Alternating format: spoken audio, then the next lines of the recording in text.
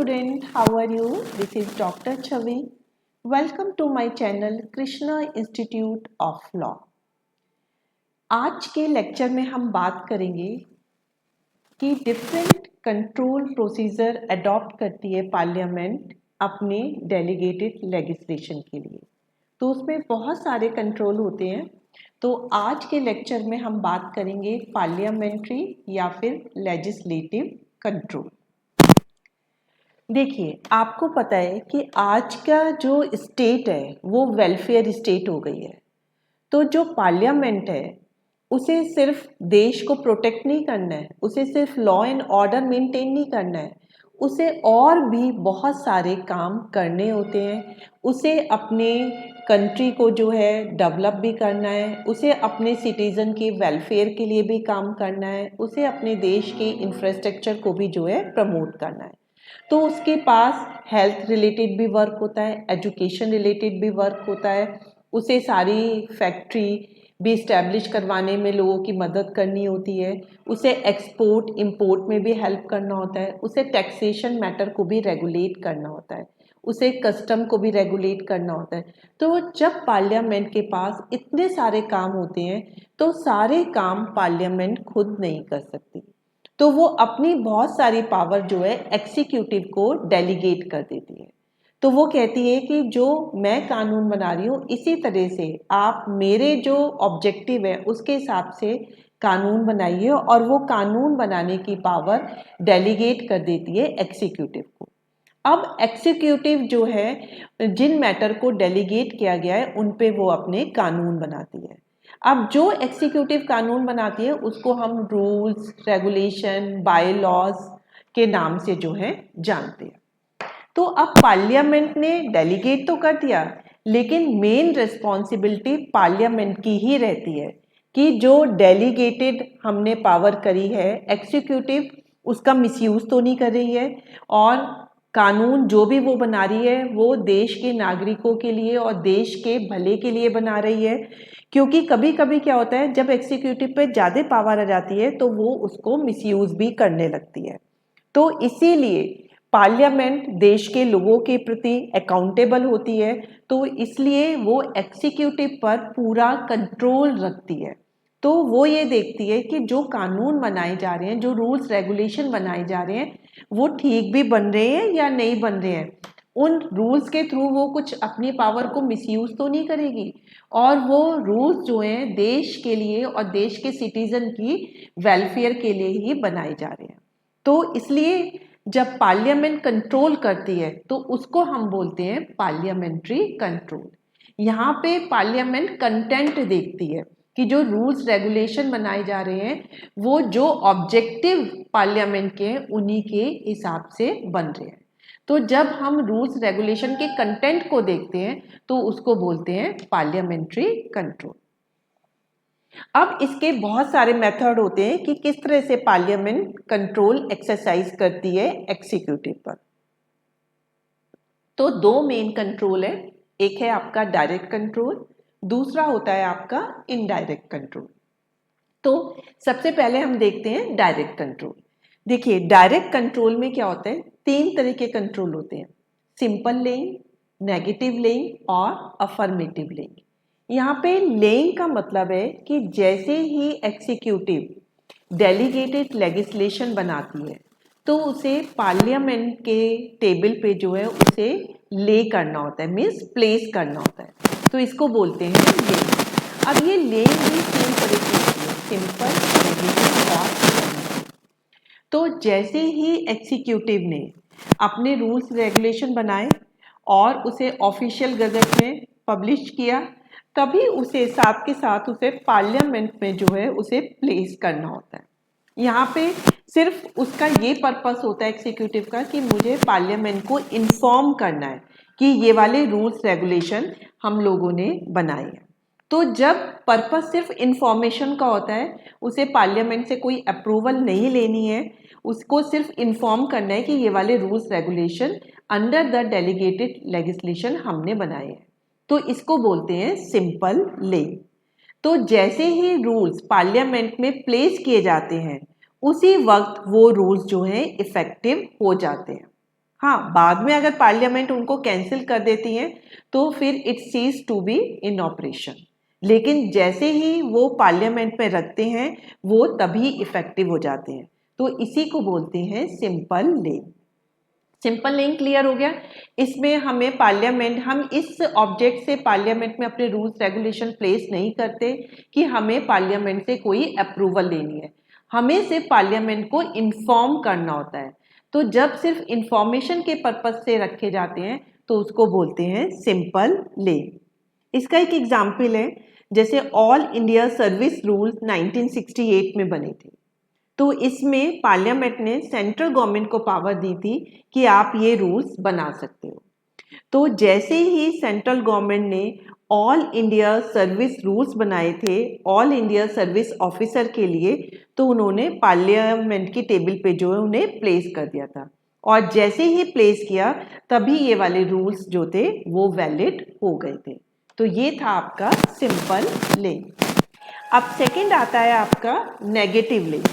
Negative लेन में क्या होता है, एक टाइम पीरियड होता है, जनरली 30 डेज का होता है।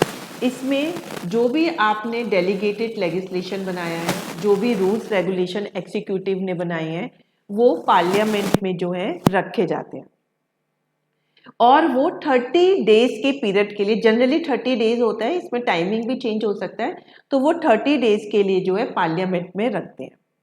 लेकिन इसमें क्या होता है, जैसे ही आपने प्लेस किया वो तभी रूल्स इफेक्टिव हो जाते हैं, लेकिन पार्लियामेंट को ये पावर है कि वो 30 डेज के दौरान भी उनको जो है उन रूल्स को कैंसिल कर सकती है, और अगर पार्लियामेंट ने कैंसिल कर दिया तो फिर वो वाले रूल्स जो हैं इनइफेक्टिव हो जाएंगे, वो रूल्स वैलिड नहीं रहेंगे। तो नेगेटिव लेइंग आपको क्लियर हो गई कि इसमें हम प्लेस करते हैं और इसमें एक पीरियड होता है 30 डेज का, तो 30 डेज तक हम उसको जो है प्लेस करते हैं। तो जैसे ही प्लेस करते हैं रूल्स आपके जो है इफेक्टिव हो जाते हैं, लेकिन अगर 30 डेज के दौरान पार्लियामेंट ने उन्हें कैंसिल कर दिया तो फिर वो रूल्स जो है इनइफेक्टिव हो जाते हैं। तो इसको बोलते हैं नेगेटिव लेइंग। इसका बहुत अच्छा एग्जाम्पल है कि इनकम टैक्स रूल्स जो थे 1962 में आए थे। तो पार्लियामेंट ने सेंट्रल गवर्नमेंट को ये पावर दी थी कि आप इनकम टैक्स एक्ट के अंतर्गत इनकम टैक्स रूल्स बनाइए। तब सेंट्रल गवर्नमेंट ने रूल्स बनाए और उन्होंने जो है उसे पार्लियामेंट में रख दिए। तो वो जैसे ही उन्होंने प्लेस किए वो तभी से इफेक्टिव हो गए थे, लेकिन इसमें अगर 30 डेज के दौरान पार्लियामेंट उन्हें अनल कर देती या कैंसिल कर देती फिर वो रूल्स इनइफेक्टिव हो जाते, लेकिन पार्लियामेंट ने उन्हें कैंसिल नहीं किया तो वो रूल्स जो थे वैलिड बने रहे। अब लास्ट आता है आपका अफर्मेटिव लेइंग। अफर्मेटिव लेइंग क्या होता है, ये बहुत ही स्ट्रिक्ट एक तरीके से कंट्रोल होता है। सिंपल लेइंग तो बहुत ही नॉर्मल कंट्रोल होता है और ये जनरली यूज भी नहीं होता। यूज दो ही होते हैं, नेगेटिव या फिर affirmative. Most of the cases में अफर्मेटिव लेइंग ही होती है। जब पार्लियामेंट को लगता है कि इमरजेंसी में कोई रूल्स रेगुलेशन बनाए गए हैं या एग्जीक्यूटिव ने किसी टैक्सेशन मैटर पे बना दिया है जो बहुत ही इंपॉर्टेंट है और हमें इन पे और भी ज़्यादा कंट्रोल करने की ज़रूरत है, तभी अफर्मेटिव लेइंग जो है मानी जाती है। तो अफर्मेटिव में क्या होता है, एग्जीक्यूटिव ने डेलीगेटेड लेजिस्लेशन बनाया और उसे पार्लियामेंट में रखा, तो जैसे ही पार्लियामेंट में रखा तभी वो रूल्स इफेक्टिव नहीं होते हैं, इसमें उन्हें पार्लियामेंट की प्री अप्रूवल चाहिए होती है। जब पार्लियामेंट उन्हें अप्रूव कर देती है तभी वो डेलीगेटेड लेजिस्लेशन जो है इफेक्टिव होता है। तो आपका इसका बहुत अच्छा केस है rules made under armed force act. तो जब ये वाले रूल्स बनाए गए थे आर्म्ड फोर्स एक्ट में, तो जब ये प्लेस किए गए थे पार्लियामेंट में तो उसमें पार्लियामेंट की अप्रूवल होना बहुत ज़रूरी था, तभी ये वाले रूल्स जो थे एप्लीकेबल हुए थे। तो आपको तीनों में समझ गए, सिंपल लेइंग में आपको कोई अप्रूवल नहीं चाहिए होती, जैसे आपने पार्लियामेंट में प्लेस किए तभी वो रूल्स इफेक्टिव हो जाते हैं। नेगेटिव लेइंग में क्या होता है, आपने रूल प्लेस किए लेकिन वो 30 पीरियड के लिए वो प्लेस करती है, तो जैसे प्लेस किए रूल्स इफेक्टिव तो हो जाते हैं, लेकिन अगर इन 30 डेज के दौरान पार्लियामेंट ने उनको कैंसिल कर दिया तो फिर वो रूल्स जो इफेक्टिव हुए थे वो इनइफेक्टिव या फिर इनवैलिड हो जाते हैं। अफर्मेटिव में जैसे ही आपने रूल प्लेस किए इमीडिएटली वो इफेक्टिव नहीं होते हैं। जब तक पार्लियामेंट उन्हें अप्रूव नहीं कर देती तब तक वो रूल जो हैं वैलिड नहीं माने जाते। तो डायरेक्ट कंट्रोल 3 तरीके से होते हैं, सिंपल लेइंग, नेगेटिव लेइंग और आपका अफर्मेटिव लेइंग। इसमें एक लीडिंग केस है, बहुत ही क्लासिकल लीडिंग केस है, Atlas cycle industries limited versus state of Haryana. इस केस में डिस्कस किया गया था कि लेइंग कितनी इम्पॉर्टेंट है और कितनी इम्पॉर्टेंट नहीं है। तो एटलस साइकिल इंडस्ट्रीज ने क्या किया, उन्होंने आयरन शीट ली साइकिल बनाने के लिए। उन्होंने 3-4 सप्लायर से आयरन शीट ली और जो मैक्सिमम प्राइस गवर्नमेंट ने फिक्स किया था कि इस मैक्सिमम प्राइस से ज़्यादा कोई भी प्राइस इन आयरन शीट के लिए नहीं पे करेगा, लेकिन एटलस वालों ने उस मैक्सिमम प्राइस से ज़्यादा प्राइस में वो आयरन शीट डिफरेंट सप्लायर से खरीदी। अब ये केस जो था कोर्ट में चला गया। तो कोर्ट में क्या हुआ, उन पे 3 तरह के सेक्शन लगाए गए। एक तो आईपीसी का लगा, एक section 7 of essential commodity act का लगा और एक आयरन स्टील कंट्रोल ऑर्डर था, उसमें क्लॉज 15 थी, उसके अंदर सेक्शन जो है एटलस साइकिल पे लगाए गए। अब एटलस साइकिल वालों ने कहा कि देखिए आपने ये जो नोटिफिकेशन जारी किया था कि आपने आयरन शीट का एक मैक्सिमम प्राइस फिक्स कर दिया कि इससे ज़्यादा कोई भी प्राइस पे नहीं खरीदेगा, तो ये जो नोटिफिकेशन था, ये जो एग्जीक्यूटिव ने रूल्स बनाए थे, ये आपने पार्लियामेंट में प्लेस नहीं किए। तो जब आपने पार्लियामेंट में प्लेस ही नहीं किए तो ये रूल्स आपके इनवैलिड हैं, इनइफेक्टिव हैं। तो इन रूल्स के तहत फिर मुझे कोई भी सज़ा नहीं हो सकती, क्योंकि एसेंशियल कमोडिटी एक्ट का सेक्शन 3 सबसेक्शन 6 ये कहता है कि आप जो भी नोटिफिकेशन, जो भी रूल्स बनाओगे उसको आपको पार्लियामेंट में प्लेस करना है। तो इन्होंने कहा ये मैक्सिमम प्राइस का कि आयरन शीट पे इतना मैक्सिमम प्राइस से ज़्यादा कोई भी प्राइस नहीं खरीदेगा, तो आपने ये वाला नोटिफिकेशन तो पार्लियामेंट में रखा ही नहीं। जब रखा ही नहीं तो ये रूल्स जो है इनएप्लीकेबल है और आप मुझे सज़ा नहीं दे सकते। तब कोर्ट ने कहा कि देखिए हम ये देखते हैं कि लेइंग इम्पॉर्टेंट है या नहीं। तो लेइंग हम 2 तरीके से देखते हैं, ये डायरेक्टरी है या मैंडेटरी है। अगर सिंपल और नेगेटिव लेइंग है तो ये डायरेक्टरी होती है नेचर में। इसमें अगर आपने प्लेस नहीं भी किए किसी रीज़न से तो जो रूल्स बनाए हैं वो इनवैलिड नहीं हो सकते। लेकिन अगर अफर्मेटिव लेइंग है, क्योंकि उसमें आपको रूल्स को इफेक्टिव होने के लिए पार्लियामेंट की परमिशन की ज़रूरत होती है, तो वो नेचर में मैंडेटरी होती है, कंपलसरी होती है। तो अगर आपकी मैंडेटरी लेइंग है मीन्स अफर्मेटिव लेइंग है, तो फिर वो जो रूल्स बने हैं वो इनवैलिड हो जाएंगे अगर पार्लियामेंट में उनको नहीं रखा गया और पार्लियामेंट की परमिशन नहीं ली गई। तो अब कोर्ट ने ये डिसाइड किया कि हमें कैसे पता चलेगा कि ये डायरेक्टरी नेचर की लेइंग है या अफर्मेटिव की है।